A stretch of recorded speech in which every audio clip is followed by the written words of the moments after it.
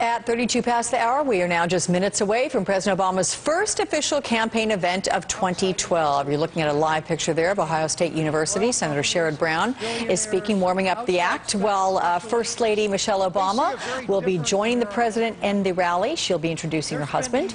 Later on today, they are traveling on to Virginia, to Richmond, where they will address students gathered at Virginia Commonwealth University. With me right now, Margie Omero, a Democratic strategist, and Kirsten Kukowski, National Press Secretary for the Republican National Committee. Welcome, ladies. Nice to see you both. Thanks for being here. Hi, Alex. Thank you. Kirsten, I'm going to begin with you. I'll turn to Margie in just a minute. But Kirsten, take a listen to the president's message on the economy. Here it is. Our businesses have now created more than 4.2 million new jobs over the last 26 months. More than 1 million jobs in the last 6 months alone. Next week, I'm going to urge Congress, as they start getting back to work, to take some actions on some common sense ideas right now that can accelerate even more job growth. So more than 4 million jobs in 26 months, using the word common sense. Isn't that the kind of progress that could resonate with Americans? Well, unfortunately for the president and for America, I think yesterday's jobs numbers showed a different story. They showed that more people are leaving the job force, millions of Americans leaving the job force. It's the lowest participation rate since 1981. So unfortunately, I think that we have a lot more work to do as a country. And the president, he promised that we would be in a lot better shape from an economic perspective than we are right now. Okay. How about this? I want you to take a look at a poll from Gallup. Enthusiastic support among GOP voters for Mitt Romney, it stands just at 35%. Let's check out a similar point. Back in 2008, the number for John McCain was at 47%. And then listen, Kirsten, to the rather lukewarm support that Romney is getting from some fellow Republicans, even those who have endorsed him, like Newt Gingrich. Here it is. You still believe Mitt Romney's a liar? I still believe that the Romney campaign said things that weren't true. Forget about the Romney campaign. Is Mitt Romney a liar? The governor said things at times that weren't true. This reminds me of, going to a surgeon, right? If I've got a terrible cancer or something to be operated on, when I had to be operated on for prostate cancer, I didn't go to the nicest doctor. I went to the best doctor. Now, Mitt is not a perfect candidate. He has a number of problems. It's hard for him, for blue-collar families like mine, to identify with him. It's hard for economic conservatives to identify with him. He needs to do more to reach out to the Latinos. So these aren't exactly ringing endorsements. What do you have to say to people who suggest that from fellow Republicans?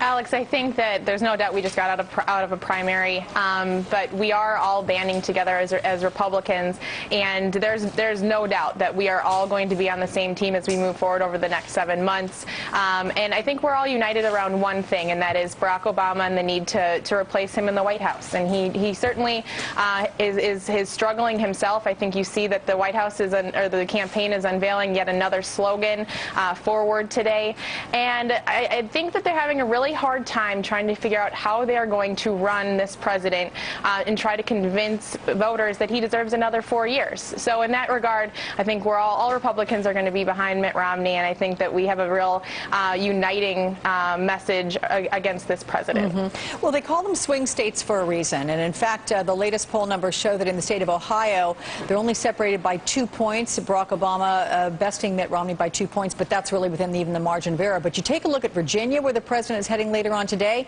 There he's up by 7. What's going on in Virginia? Well, I think all of those swing states, we've seen the gap close over the last couple of weeks, and I think over the next month, 7 months, we're going to see it close even more.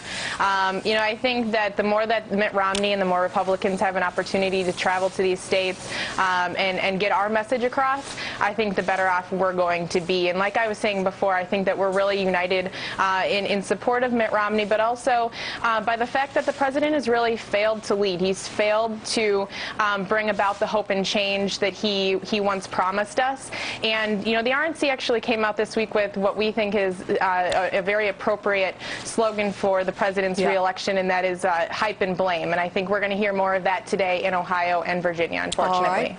Kirsten Kukowski, thank you very much for that. Let's turn now to Margie Omero. And Margie, as we talked to Kirsten about the lukewarm support that Mitt Romney's been getting from some Republicans, let's remember how Hillary Clinton attacked Barack Obama back in 2007.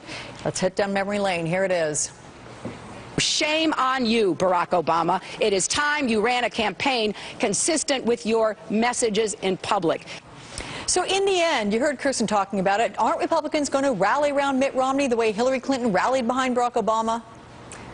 Well, I don't think so. We certainly haven't seen it yet. And Mitt Romney has a few difficult tasks ahead of him. Not only does he have to consolidate Republican enthusiasm, which he's had a very difficult time doing. He let go a staffer that he really wanted out of pressure from the extreme right wing of his party, and also appeal to swing voters in the middle. And right now, Romney's not able to do either. And he has to do both in order to win. And right now, he's unable to do either. And I think just saying this partisan language of whatever Obama's for, I'm for the opposite, that's just a partisan language that people are getting sick of.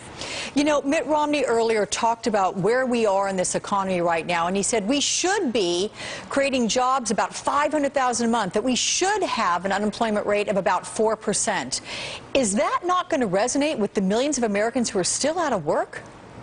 Well, you're absolutely right that there is more work to be done, and people are still looking for work and are struggling. In this case, though, we've seen 26 months of straight months of private sector job growth, and Mitt Romney is supporting the failed policies that got us to this mess in the first place in the Bush administration. He would turn the clock back to runaway spending, for tax breaks for millionaires and billionaires without helping middle-class folks get by, while the president has cut taxes for 95% of Americans, plus had a real record job growth. Now, is it where we all want to be right now? No, there's still more work to be done. But I think that Americans see that, are beginning to feel the pressure has come off since the end of the Bush administration, and see that really Obama's really putting the country on the right track. Okay, Margie Omero, thank you so much for weighing in. We appreciate that. Thank you. So let's talk about what we